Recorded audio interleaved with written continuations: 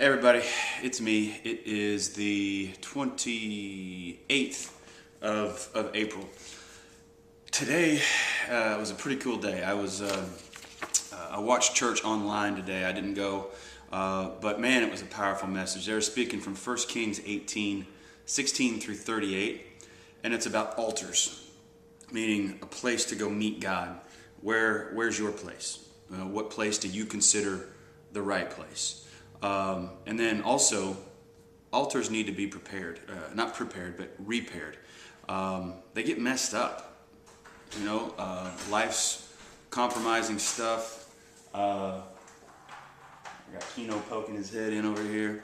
But they get compromised by the world. They get disgraced by our own human will. They get humiliated by worry, greed, and immorality. Acting inconsistent. Do we want to go to church? I don't feel like it today. I'm too tired. This, that, and the other. I mean, our altars get messed up by our own egos, by our own problems. And I just wanted to talk to you about repairing them. There's a story of Elijah on Mount Carmel. And when Baal and all of the Pharisees and everybody that were trying to say that they could call fire down from heaven, they were talking about their God, the God that they were trying to worship. Hang on, Keno's moving around a lot and distracting me. Have a seat. Don't move. Anyway, they were talking about basically false gods. They were making stuff up. So Elijah came to them and said, all right, whoever's God can call fire down from heaven is going to be the God of the land, period.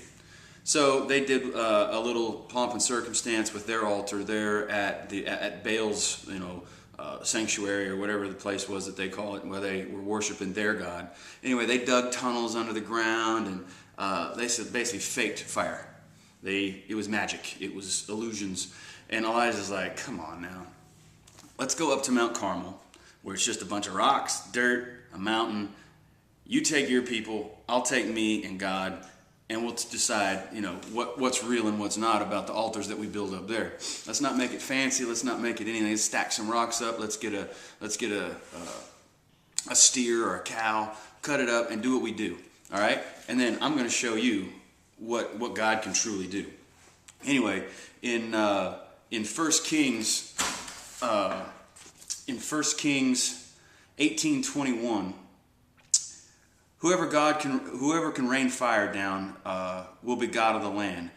They cheated, like I was saying, and in verse 27, at high noon, after they had been trying to get God, or their God, to rain fire down, Elijah started taunting them. And he's like, well, I don't see anything happening. Why don't you pray a little harder, shout a little louder? And in verse 27, at high noon, Elijah began to taunt them. Hey man, shout louder, he said. Surely he is God. Perhaps he's in deep thought, or he's busy traveling, or maybe he's asleep, and if you yell loud enough, he'll wake up.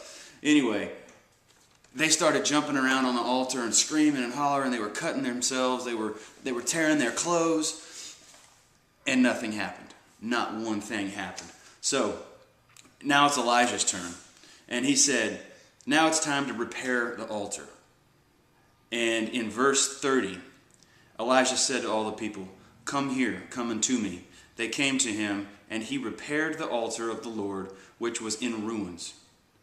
Have you ever let people tromp all over your altar, like the people of Baal were tromping all over his altar?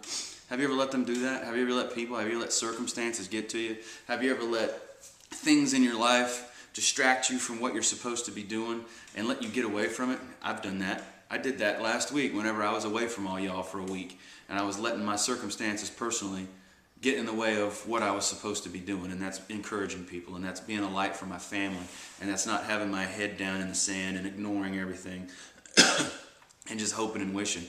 I needed to repair my altar. Anyway, so in addition to repairing the altar, in order for everybody to realize that Elijah wasn't doing any magic or anything crazy, he said, let's pour some water on that sucker. They put buckets and buckets and buckets of water. Water was running all over this altar so that whenever fire did come, there would be no question that it was God. And, you know, by letting people stomp all over your altar, you become disconnected.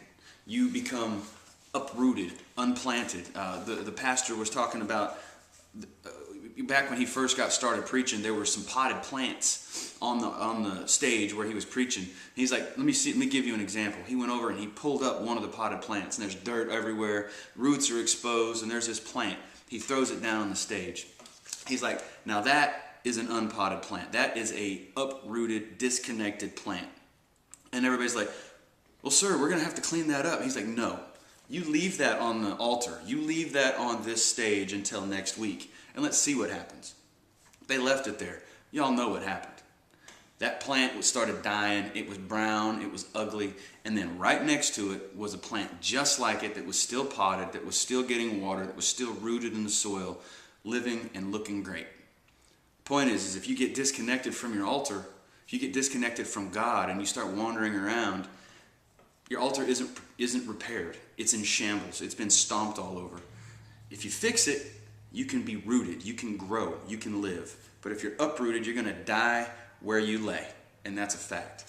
Anyhow, then in verse 37, Elijah calls on God. He calls on God. He says, "O Lord, answer me, so that these people will know that you, O Lord, are God, and that you are turning their hearts back again." And then in 38, and then in verse 38, remember, and then the fire of the Lord fell and burned up the sacrifice, the wood, the stone, the soil, and all of the water was licked up. Meaning it got so hot that not only did all the stuff on the altar burn up, but all the water that they had just poured on it, boom, burned up into flames. So the point is, God is real. Elijah proved it right there. You can't have magic. God is God, and that is just how it is. My job and our job as Christians is to keep that altar hot, so that when people come up that are lukewarm or that have water all over them from all of the trials of their life, that when they come into contact with us, they burn up into flames. Not like tragically burn, but they burn up in the will and the love of God. And if we stay hot at our altar, the altar will spread. And other people can get the benefit of the altar that we've built. So the point is, repair your altar. Your altar most likely is all jacked up. Mine has been. Today was a great message that I learned in church, and I'm just sharing it with you. I wish I had come up with it on my own. I'm just telling it to you. Basically an hour and a half service in about 10 minutes. So just hear me out. Repair your altars. Get right. Find a place to meet God every day. All right? Now I'm gonna give you 10 things. 10 things that if you put in place, if you put these things on your altar, it will change your life. I got these also from my pastor. Wish I could have thought of it, but I didn't, so I'm sharing it with you. You take the credit. God doesn't care. Make it right. Anyway, number 1, giving gifts, offerings. Giving of your time, your talent, and your treasure. Number 2, confessing your sins. Telling people you're sorry. Asking Jesus to forgive you whenever you mess up. I mess up every day. Every day. And I'm, like I said, at one point, if you knew what was going on inside my head, I wouldn't have any friends. My family would hate me because I got awful thoughts a lot of times. Not all the time, but you know what I'm saying. I know everybody else does too. Number 3, relationship adjustment. Who's supposed to be in your life?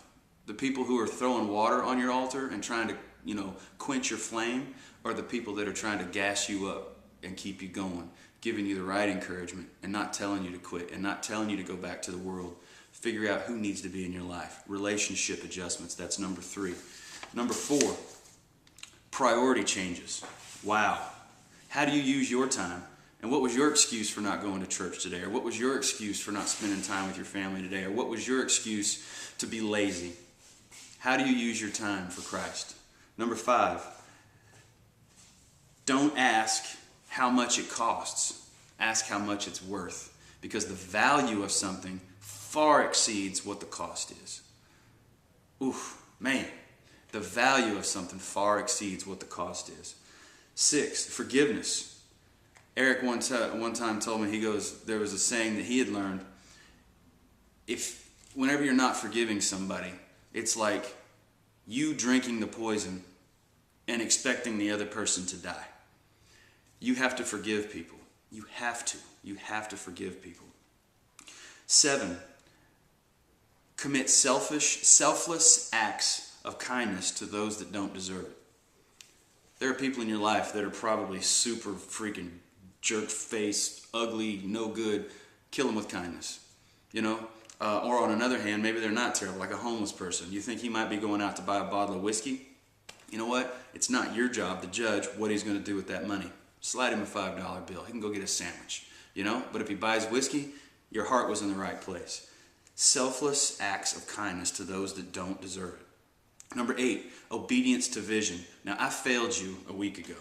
I had a vision of this ministry reaching hundreds and thousands of people. And last week, I laid down on you. I'm sorry.